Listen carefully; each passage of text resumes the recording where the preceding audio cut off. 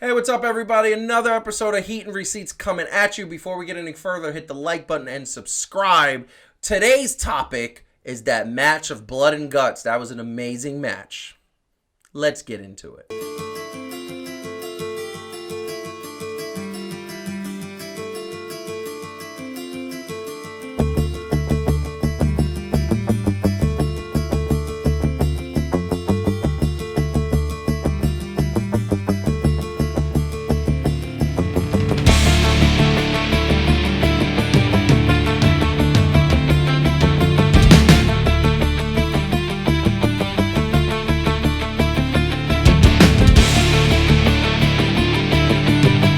So we are talking here about the match, Blood and Guts. That was the Inner Circle versus the Pinnacle. Sorry, I just can't get over that. But talking about that match, I want to say one of the better matches, and it was just so amazing because it was like a pay-per-view on a Wednesday. AEW doing a really good job. Obviously, I got the Inner Circle shirt working. Heidi working with her, my bubbly bunch. The bubbly bunch. We are Inner Circle fans here. Oh, big Calvin, fan. are you in a Circle fan? Oh, yes. Or Pinnacle? I like what Pineapple. Pinnacle's doing, but I'm not an RTF I fan. respect, That's or Sean Spears. I respect them from the wrestling standpoint, but Yeah. I love MJF. I'm a MJF fan. I think he's one of the better heels in the business. I think definitely, but I'm an Inner Circle fan. But before we go any further, I also want to mention recently we just launched the Heat and Receipts social media account. So Heat and Receipts, that is Instagram. It is Heat and Receipts. And on Facebook and Twitter is Heat. And what is that symbol's name? Heat ampersand receipts. Heat ampersand receipts on Facebook and Twitter. So follow us there. You're going to get a whole bunch of like news and breaking news and opinions and pictures and cool things. And we're just going to talk wrestling all the time. This is Heat and Receipts presented by Fan to Fan. And want to tell you to hit that like button and subscribe to the channel. So obviously we know the match. The match happened. The Pinnacle won by the fact of Chris Jericho basically being held hostage by MJF. A little cowardly move. Sammy Guevara being the one to call it because he loves Chris Jericho. He loves him so much. But I love the fact that the post Dynamite showed Jericho not being mad at the fact that he called it. I was worried that they were going to do the storyline where Chris Jericho as the leader said, "Why did you call it? You should have let me die." That stupidness. But I love the fact that the Inner Circle is not dividing up. Now, first of all, I'm going to get both of your opinions. Heidi, what did you think about the match? Unbelievable. Unbelievable. A lot of blood. A lot of guts. So much blood. so much blood.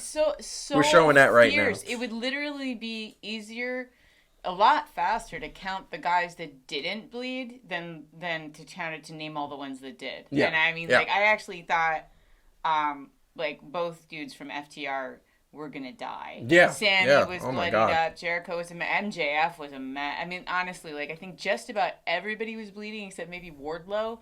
That's because him and Jake Hager were just hugging each other in the corner. That was the only thing I had a problem with. It was so. That was the only thing I had a problem with. Yeah. Bromances, bromances. Yeah, right. It was so fierce. It was, and it's interesting because I didn't know. I'm sure you guys both knew this, but I didn't know that sort of the blood and guts match comes from the original War Games. That was Cody Rhodes' dad. Yeah, actually the one who created, and this one was more like what he had created. Yes. Than the version of War Games that we see now on NXT. So I thought that was really cool that he sort of wanted to honor his dad, that he created this awesome thing, and so they brought it to AEW, and it was crazy. It was hard to watch at some points because you're these guys are all really hurt, and they were so tough, and it was just so exciting. I'm going to tell you right now, Blood and Guts, I think, should be the 5th pay-per-view that AEW has. There's no question. I think that should be a genuine pay-per-view that they should start doing. Maybe, and I would always put it Halloween. Recent news, just kind of related, because I want to do kind of a relation here. They announced that Hell in a Cell is going to be in July. And I was super annoyed by that because last year it had such a Halloween feel to it. And I was so happy that it was in October.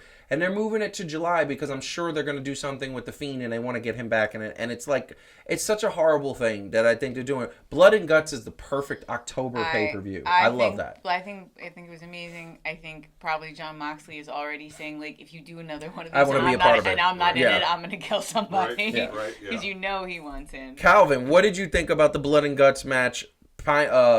Pinnacle versus Inner Circle. I keep doing it. I well, see, I like the fact of being a pretty long-term wrestling fan of the nod back to, right, obviously the American Dream, who's absolutely fantastic. Right? Yes.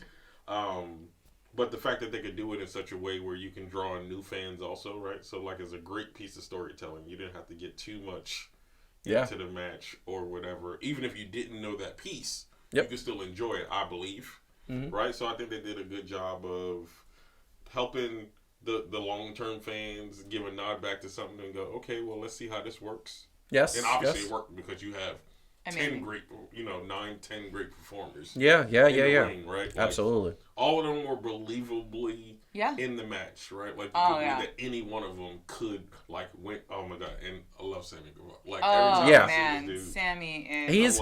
I said, so one of the things we always talk about, we have these conversations, and we always talk about who are the future main eventers. And I say, like, MJF is building up to a main eventer. I feel like he's not quite there. But he's close. But he's close. He already had one pay-per-view, him versus Jon Moxley, and that was one of their highest paid pay-per-views. But it's MJF, it's Sammy Guevara, it is Darby Allin and Jungle Boy. I think those are the four right there. And I think, and even though they probably won't do it for a long time, I think Rey Fénix. And Rey Fénix. And Miro, too, because everybody knows. Feels like a main he's already a main event. Yeah, he's not the future main event. I will say it's interesting. So the rumor is, well, it's not a rumor. It was reported that WWE management was super ticked off about this because, and they said their position they took was, this set wrestling back 30 years. And I think that's so funny because you guys have been wrestling fans since you were like 5.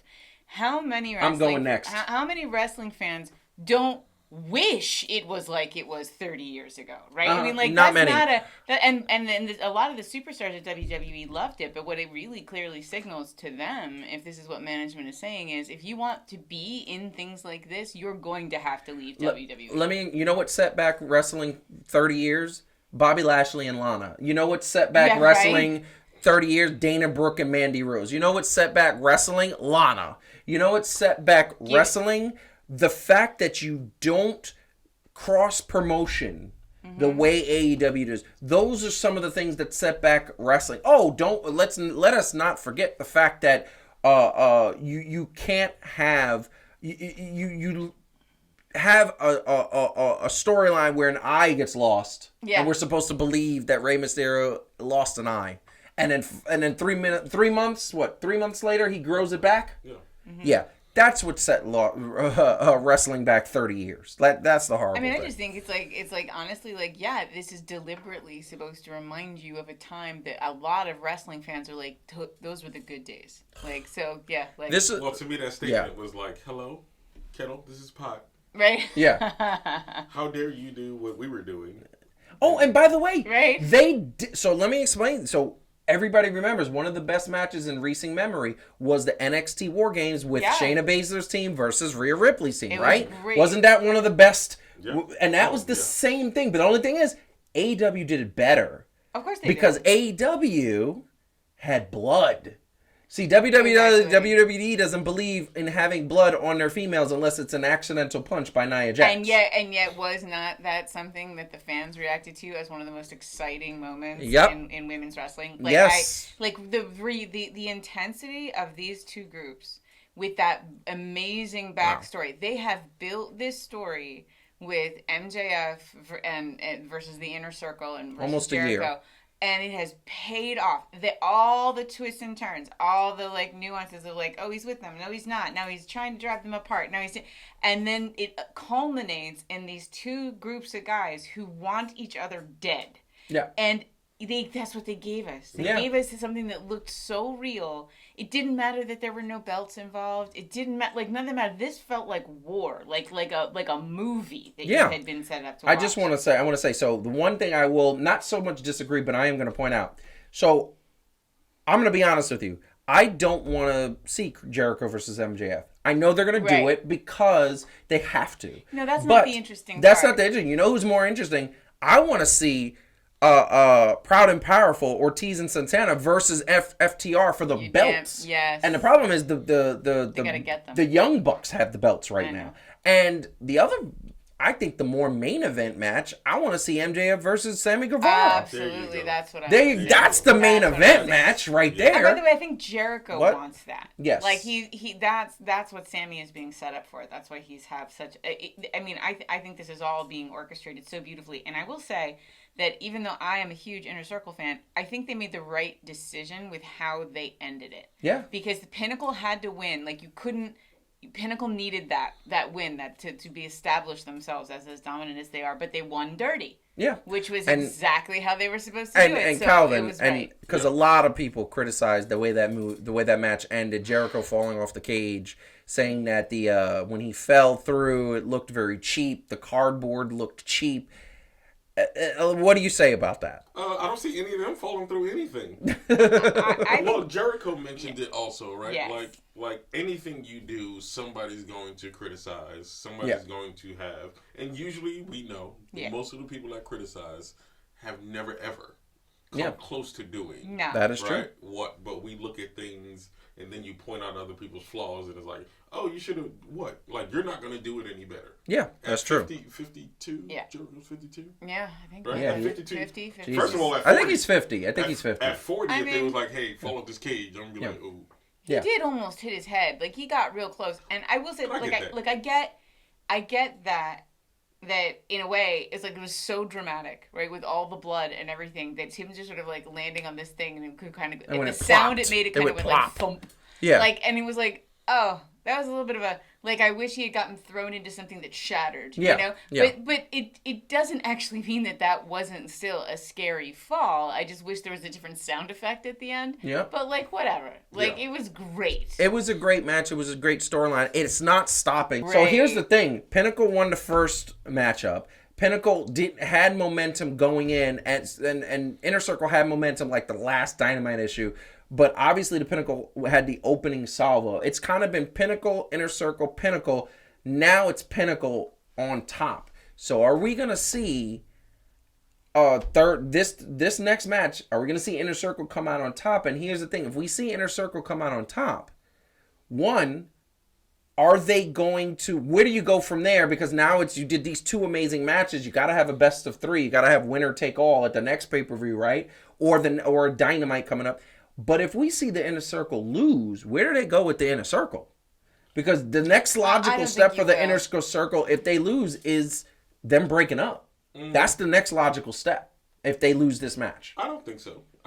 Really? But, I don't think they're gonna. I don't think they're gonna break up. Well, one, it depends on how they lose, right? Yeah. Because you can still lose multiple. Okay, like that's like Rock and Austin. Now, granted, they were years apart, right? Yeah. But like how they headlined WrestleMania, Rock lost both times. Even when the third time came, I mean, it wasn't that as great of a match, but you still wanted to see it, right? Like, absolutely. Is The Rock going to finally do it or whatever? So I feel like, depending on how they would lose, if that's the case, right? And that all, and I trust AEW in their storytelling. And Me people too. To tell a story well enough that way, even if they did lose, you kind of like, nah. Because they need the third one if they break up before I get to see this Inner Circle versus this currently construed Elite, led with the Young Bucks and everything, I will weep. Yeah. Because, and by the way, Jericho, he's a big Don Callis fan. I cannot see him not like advocating for. I want that. But going back and forth with that route. Here's the problem with the Inner Circle winning. Okay. Well, even if they lose, to Calvin's point though, even if they lose and they can transition to go fight this fair other guy, enough, I'm fine with it. But here's the thing. So two really quick things, and then we got to start to wrap up. Jericho is injured right now.